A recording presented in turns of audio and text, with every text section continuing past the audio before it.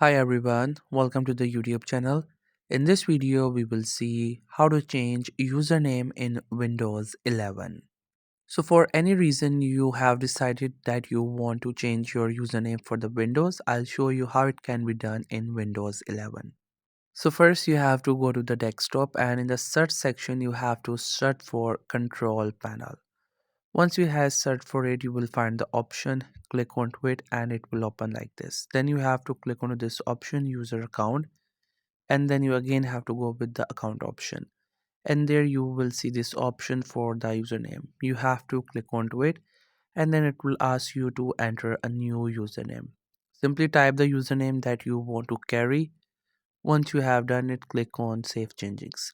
Now, immediately the name would not be changed. You have to simply do a quick restart, and once you do it, then you will see the username will be changed. So that's how you can change username in Windows 11. I hope you find this video helpful and informative. Make sure to subscribe to the YouTube channel for more informative videos and updates. You can leave a like, comment. If you have any queries, feel free to ask. Thank you so much for watching the video.